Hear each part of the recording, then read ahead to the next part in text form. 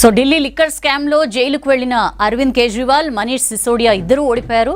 అంతకుముందే మరొక స్కామ్లో ఈడీ విచారణలో భాగంగా జైలుకు వెళ్లిన సత్యేంద్ర జైన్ కూడా ఒకప్పుడు ఆయన ఆరోగ్య శాఖ మంత్రిగా చేస్తున్నారు ఢిల్లీకి. ఆయన కూడా ఓటమి పాలయ్యారు. కాల్కాజీలో ఆల్మోస్ట్ ఓటమి అంచున ఉన్నారు ఆతిషి. కాసేపట్లో తెలుస్తుంది ఏం జరుగుతుందో. ఏంటి వరుస ఓటమి, ఎస్పెషల్లీ అరవింద్ కేజ్రీవాల్ ఓటమి మీద ఏం చెప్తారు శ్రీనివాస్ గారు? మనం చూస్తే యాక్చువల్గా అరవింద్ కేజ్రీవాల్ని ఓడించాలని బీజేపీ వెరీ క్లియర్ స్ట్రాటజీ ఉంది. అంటే 2022లో ఎప్పుడైతే పంజాబ్ ఎలక్షన్ జరిగిందో, పంజాబ్ ఎలక్షన్ జరిగిన తర్వాత అక్కడ ఆమ్ ఆద్మీ పార్టీ అధికారంలోకి వచ్చినాక ఎమ్మటే ఎప్పుడైతే అక్కడ అధికారంలోకి వచ్చారో ఎమ్మటే కేజ్రీవాల్ గారు గుజరాత్కి వెళ్ళారు. సో అప్పటి వరకు కూడా కేజ్రీవాల్ని పెద్ద సీరియస్ తీసుకోలేదు బీజేపీ పార్టీ, అంటే కొంచెం లోతుగా వెళ్ళి విశ్లేషణ చేస్తే. సో ఎప్పుడైతే గుజరాత్ మీద ఫోకస్ చేశారో అప్పుడు they realise that this Aam Aadmi Party అనేది యాక్చువల్గా ఇట్ విల్ బికమ్ ఏ ఫ్యూచర్లో కొంత పెయిన్ అవుతుందని చేసి, సో 2-3 ఇయర్స్ నుంచి చూస్తే మీరు 2022 తర్వాత తీవ్రమైనటువంటి అటాక్ జరిగింది. అంటే ఈడీ కేసులు కానీ లేకపోతే దాని తర్వాత ఆయన మీద పర్సనల్గా ఎలిగేషన్ తీసుకురావడం, టార్గెట్ చేశారు. సో ఆమ్ ఆద్మీ పార్టీని టార్గెట్ చేసి కేజ్రీవాల్ని ఓడగొడితే ఆమ్ ఆద్మీ పార్టీ ఆల్మోస్ట్ అస్తిత్వం కోల్పోతుంది. సో బీజేపీ ఎవరినైనా సరే అట్లా టార్గెట్ చేస్తే పార్టీ డెఫినెట్గా వాళ్ళ మెషినరీ, వాళ్ళ స్ట్రాటజీ కలెక్టివ్గా పనిచేస్తుంది. So this is one of the examples. అయితే ఇక్కడ కూడా when BJP is really focused and then వీళ్ళని తీద్దాం అనుకున్నప్పుడు ఆమ్ ఆద్మీ పార్టీకి ఒక క్లియర్ స్ట్రాటజీ ఉండాల్సి ఉండే.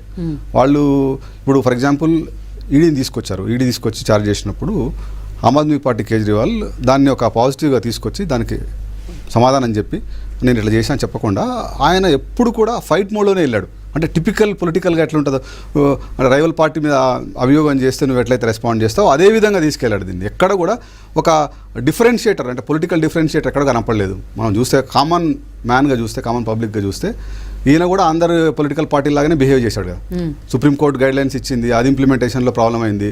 జైలుకి వెళ్ళారు. జైలుకి వెళ్తే జైలుకి వెళ్ళినప్పుడు ఏం చేశాడు? రిజైన్ చేసి వేరే వాళ్ళకి ఇవ్వాలా, జైలు నుంచే నేను ముఖ్యమంత్రిగా ఉంటా అని చెప్పారు. సో ఇవన్నీ కూడా ఆయనకు ఒక పవర్లో, అంటే అధికారం మీద వ్యామోహం ఉన్నట్టు కనపడింది ప్రజల్లో. కామన్ పబ్లిక్లో కేజ్రీవాల్ కూడా నార్మల్ రాజకీయ నాయకుడే అన్నట్టు ఒక అభిప్రాయాన్ని, పర్సెప్షన్ క్రియేట్ చేయగలిగారు. అంటే రాజకీయాల్లో పబ్లిక్ పర్సెప్షన్ క్రియేషన్ అనేది చాలా ఇంపార్టెంట్ ఫ్యాక్టర్. అంటే నువ్వు ఎంత మంచి పనులు చేయి, but you have to create ఒక పల్స్, అంటే పబ్లిక్ పర్సెప్షన్ క్రియేట్ చేయాలి. ఆ పర్సెప్షన్ని ఇనిషియల్గా 2 టర్మ్స్లో ఏదైతే క్రియేట్ చేశాడో కేజ్రీవాల్, 3rd టర్మ్ ఫెయిల్ అయ్యాడు. కంప్లీట్గా సింపతి మీద డిపెండ్ అయిపోయినరా ఆయన ఏమనుకున్నారంటే యాక్చువల్గా ఆయనకున్నటువంటి ఓట్ బ్యాంకు ఇంతకుముందు ఏదైతే మాస్ లెవెల్లో ఉన్నదో అది ఎటు కదిలించలేరు. ప్లస్ మైనారిటీ ఓటు ఏదైతే ఉందో వాటి మీదే ఆధారపడ్డాడు.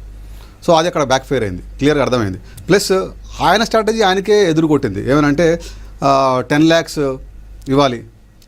ఒక లాస్ట్ 2 ఎలక్షన్స్లో కూడా మిడిల్ క్లాస్ ఓట్ ఏదైతే ఉందో అది మొత్తం కూడా ఆప్కి షిఫ్ట్ అయింది.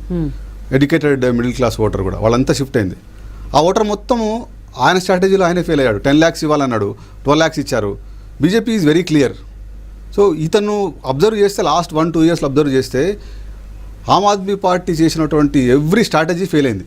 ఓకే. సో వాళ్ళు పబ్లిక్ పర్సెప్షన్లో నెగిటివ్లోకి వెళ్ళిపోయారు. వీళ్ళకి నెరేటివ్ లేదండి. ఎలక్షన్ క్యాంపెయిన్ మొత్తంలో కూడా వీళ్ళకి నెగిటివ్, అంటే మొత్తం నెగిటివ్ నెరేటివే తప్పించి ఎక్కడ పాజిటివ్ నెరేటివే లేదు. ఒక ఓటరు వచ్చి ఆమ్ ఆద్మీ పార్టీకి ఓటు వేయాలి అంటే కనుక ఇన్ఫ్లుయెన్షియల్ ఫ్యాక్టర్ ఎక్కడ ఉంది చెప్పండి. సో ఏది అంటే ఏ అంశం మీద కూడా అతనికి ఈ విషయంలో కేజ్రీవాల్ నాకు గొప్పగా చేయగలుగుతాడు. 2013లో డెఫినెట్గా ఉన్నాయి. యాంటీ కరప్షన్ అన్నాడు, డెవలప్మెంట్ అన్నాడు. ఈ ఎలక్షన్లో మాత్రం ఆ ఫ్యాక్టర్ ఎక్కడా కనపడలేదు.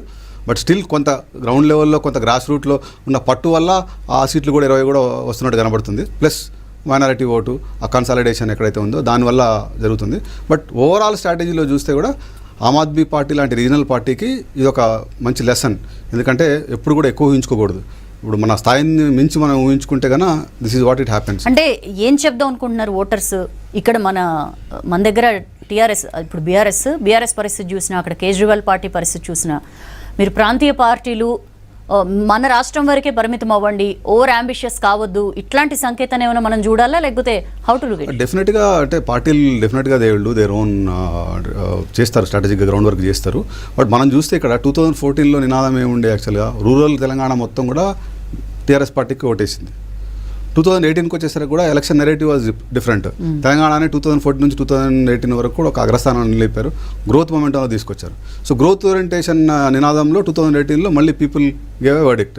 కానీ 2018 నుంచి అగైన్ మళ్ళీ ఈ ఎలక్షన్ తర్వాత 2023 వరకు 4 years 5 yearsలో కూడా ఆప్ చేసినటువంటి సేమ్ సినారియోస్ ఇక్కడ కూడా కనపడ్డాయిగా మనకి. అంటే సేమ్ అంటే చాలా Arrogance of power. అంటే అంటే మల్టిపుల్ ఫ్యాక్టర్స్. సెంట్రల్ గవర్నమెంట్తో యుద్ధం, ప్రధానమంత్రి గారు వస్తే వెళ్ళకపోవడం, ఇవంతా చర్చ జరిగింది అంటే విలేజ్లో. తర్వాత ఇక్కడ నుంచి బీహారు అక్కడికి వెళ్ళి